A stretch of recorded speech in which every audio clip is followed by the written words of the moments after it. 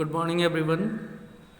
आज की क्लास में हम लोग the triangles and it's properties के बारे में पढ़ेंगे। ठीक है, इसमें दो टॉपिक हैं, मीडियन और एल्टीट्यूड। ठीक है, इसके बारे में हम लोग पढ़ेंगे आज। ट्रायंगल का जो बेसिक कॉन्सेप्ट्स हैं वो क्लास 6 में हमने कर लिया है। ठीक है, जिन बच्चों को याद है उनके लिए बहुत अच्छी बात है, जिन बच्चों को याद नहीं है वो क्लास 6 के वीडियोस देख सकते हैं। ठीक है, उसमें सब मैंने बताया है कि ट्रायंगल क्या होता है, कितने टाइप्स की ट्रायंगल होती हैं। ठीक है, तो बेसिक कॉन्सेप्ट्स जो हैं क्लास 6 की वो आप क्लास 6 के वीडियोस में देख सकते हैं। आज हम लोग क्लास 7th की जो कॉन्सेप्ट्स हैं वो करेंगे। ठीक है, और ये वेरी इंपॉर्टेंट कंसेप्ट हैं। क्लास 9th में ये सारे कंसेप्ट रिपीट होंगे, इसलिए इन कंसेप्ट को बहुत अच्छी तरह समझ लेना। ठीक है बेटा, एग्ज़ाम में बहुत काम आते हैं ये, कॉम्पिटिटिव एग्जाम्स में भी। चलिए, पहला कंसेप्ट है इसमें मीडियन। मीडियन क्या होता है? Median a line segment which connects a vertex of a triangle to the mid point of opposite side. एक ट्रायंगल है हमारे पास ए बी सी, तो इसमें तीन वर्टेक्स हैं, ए बी और सी, तीनों ये वर्टेक्स हैं। ऐसा लाइन सेगमेंट जो किसी भी वर्टेक्स को उसके सामने वाले साइड के मिड पॉइंट से ज्वाइन करता हो, उस लाइन सेगमेंट को हम मीडियन बोलते हैं। ठीक है, a line segment which connects a vertex of a triangle to the mid point of opposite side. Opposite side मतलब सामने वाले साइड में, उस वर्टेक्स के सामने जो साइड है उसका जो मिड पॉइंट है, साइड का जो मिड पॉइंट है और वर्टेक्स, उन दोनों पॉइंट को जो लाइन सेगमेंट ज्वाइन करेगी उस लाइन सेगमेंट को क्या बोलेंगे? मीडियन। ठीक है, समझ आ रहा है? A line segment which connects a vertex of a triangle to the midpoint of the opposite side is called median। अब यहाँ पे आप डायग्राम में देख रहे हैं कि ABC एक ट्रायंगल है, A एक वर्टेक्स है, इसके सामने कौन सी साइड है? BC। BC का मिड पॉइंट कौन सा है? D। दिख रहा है? D के साइड में मैंने लिख दिया मिड पॉइंट। तो A और D को जो लाइन सेगमेंट ज्वाइन कर रही है उसको हम मीडियन बोलते हैं। ठीक है, मीडियन किस किस को ज्वाइन कर रही है? वर्टेक्स को और इस वर्टेक्स के सामने वाली साइड के मिड पॉइंट को। ठीक है, किसी वर्टेक्स को उसके सामने वाली साइड के मिड पॉइंट से जो लाइन सेगमेंट कनेक्ट करती है उस लाइन सेगमेंट को मीडियन कहते हैं। ठीक है, तो ए के सामने वाली साइड का मिड पॉइंट डी है, तो ए डी एक मीडियन हो जाएगा। जो बी वर्टेक्स है उसका सामने वाला साइड ए सी है, उसके मिड पॉइंट ई है, तो बी ई भी एक मीडियन हो जाएगा। और सी के सामने वाली साइड जो है वो ए बी है, उसका मिड पॉइंट एफ है, तो सी एफ भी एक मीडियन हो जाएगा। तो यानी एक ट्रायंगल में कितने मीडियन हो सकते हैं? 3 मीडियन हो सकते हैं। क्यों हो सकते हैं 3 मीडियन? क्योंकि एक ट्रायंगल में 3 वर्टेक्स होते हैं।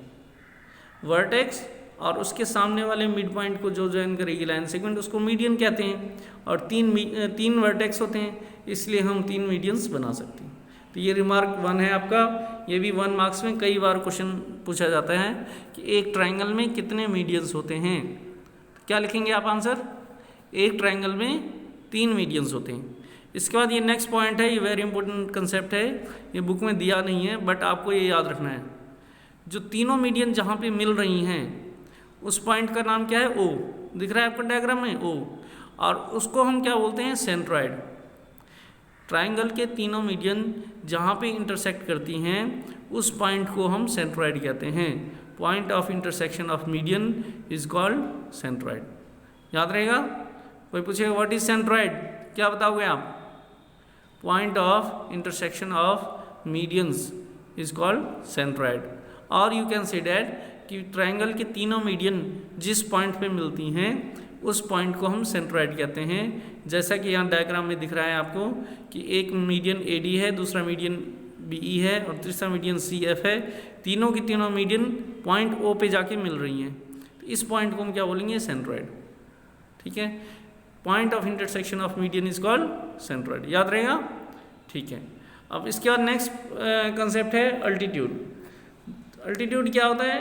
The perpendicular drawn from a vertex of a triangle to the opposite side is called altitude. इसमें क्या था? अभी हमने क्या किया था कि मीडियन में क्या था कि वर्टेक्स को सामने वाले साइड के मिड पॉइंट से ज्वाइन करना।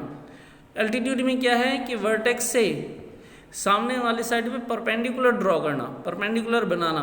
परपेंडिकुलर मतलब 90 डिग्री का एंगल, समझ आ रहा है? जब भी परपेंडिकुलर की बात होती है तो 90 डिग्री का एंगल बनाया जाता है।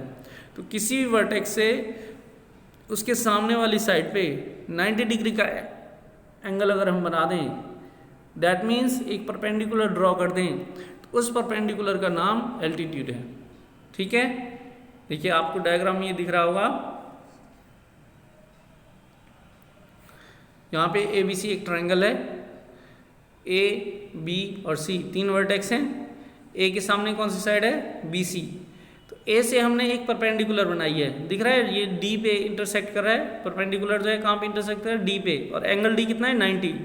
परपेंडिकुलर मतलब 90 होता है, ये हमेशा याद रखना है। ए डी क्या है? परपेंडिकुलर है।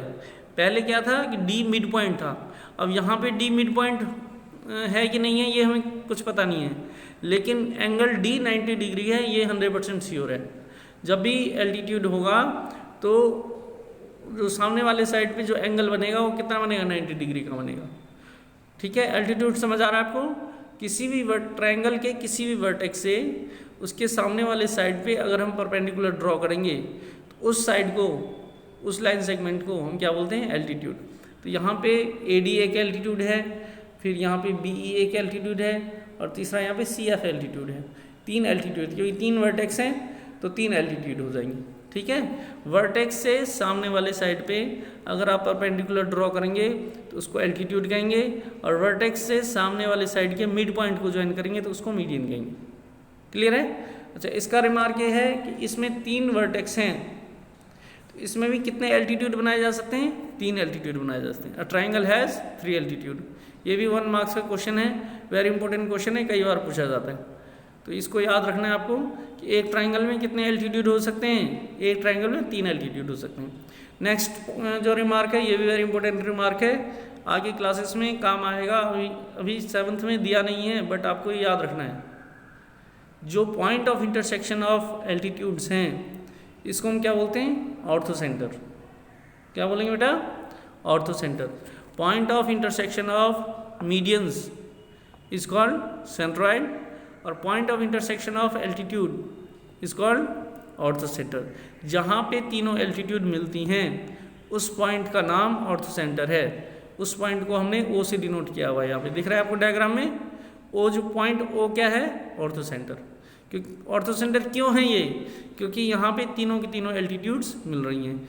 ये 1 मार्क्स में ये भी पूछा जा सकता है कि उस पॉइंट का नाम बताओ जहाँ पे तीनों एल्टीट्यूड मिलती हैं, क्या होगा उस पॉइंट का नाम? Ortho centre. और उस पॉइंट का नाम बताओ जहाँ पे तीनों मीडियंस मिलती हैं, तो क्या होगा उस पॉइंट का नाम? सेंट्रॉइड। सेंट्रॉइड और ऑर्थो सेंटर ये वेरी इंपॉर्टेंट कंसेप्ट है, ये आपको याद रखना है। समझ आ गया? तीनों मीडियंस जहाँ मिलते हैं उसको हम सेंट्रॉइड बोलेंगे, तीनों एल्टीट्यूड जहाँ पे जिस पॉइंट में मिलती हैं उस पॉइंट को हम ऑर्थो सेंटर बोलेंगे। ठीक है, अच्छा इसके बाद ये क्वेश्चंस हैं एक्सरसाइज का 6.1 का क्वेश्चंस हैं। इसमें फर्स्ट पार्ट में बोला है कि एक ट्रायंगल ए बी सी बनानी है और बी मीडियन बनाना है। इसमें कोई भी ट्रायंगल बना लेना आप, ठीक है, और ऊपर हम बी लिख देंगे, पॉइंट बी। अब हमें यहाँ मीडियन बनाना है तो बी के सामने जो साइड है ए सी, इसका हमें मिड पॉइंट निकालना है। मिड पॉइंट कैसे निकालोगे? मान लीजिए आप ए सी आपने 8 सेंटीमीटर का बनाया, तो फिर 8 का आधा कितना होगा? 4। तो 4 सेंटीमीटर पे हम एक पॉइंट मार्क कर देंगे और उस पॉइंट का नाम हम ई लिख देंगे, तो वो मिड पॉइंट हो जाएगा। ए सी अगर आपने 6 सेंटीमीटर का बनाया तो फिर 6 का आधा कितना हो जाएगा? 3। तो हम 3 सेंटीमीटर पे एक पॉइंट मार्क कर देंगे और उस पॉइंट का नाम ई लिख देंगे। जितने सेंटीमीटर की ए सी ड्रॉ करोगे उसका आधा कर देंगे और उस पॉइंट पे हम पॉइंट ई मार्क कर देंगे। ठीक है, उस पॉइंट को ई लिख देंगे, वही मिड पॉइंट होगा, और फिर पॉइंट बी और ई को ज्वाइन कर देंगे तो बी ई मीडियन हो जाएगा। ठीक है, ये चीज़ इसमें आपको ध्यान रखना है कि ई मिड पॉइंट होना चाहिए। तो ए सी की मेजरमेंट देख लेना, ए सी कितनी लंबी बनाई है आपने और उसका आधा करना है, जो पॉइंट आएगा वही मिड पॉइंट होगा। फिर सेकंड पार्ट में इन्होंने बोला है कि एक ट्रायंगल पी क्यू आर बनाना है जिसमें पी क्यू और पी आर दोनों एल्टीट्यूड होने चाहिए। तो एल्टीट्यूड मैंने क्या बताया था? एल्टीट्यूड होती हैं जो 90 डिग्री एंगल बनाती हैं। ठीक है, एक इसमें ये भी ध्यान रखना है कि altitude is also called height of the triangle. Altitude को हम ट्रायंगल की हाइट भी बोलते हैं, ठीक है। आगे एक फॉर्मूला हम लोग पढ़ेंगे, area of triangle is equal to half into base into height. तो वहाँ पे जो हाइट हमें लेनी है वो कौन सी लेनी है, जो एल्टीट्यूड होगी, जो परपेंडिकुलर होगी, ठीक है। एल्टीट्यूड को हाइट ऑफ द ट्रायंगल भी बोलते हैं। ओके, अब ये जो क्वेश्चन है ट्रायंगल पी क्यू आर, इसमें पी क्यू और पी आर ये दो एल्टीट्यूड होनी चाहिए। तो इसमें क्या करना है आपको, एक राइट एंगल ट्रायंगल बनानी है।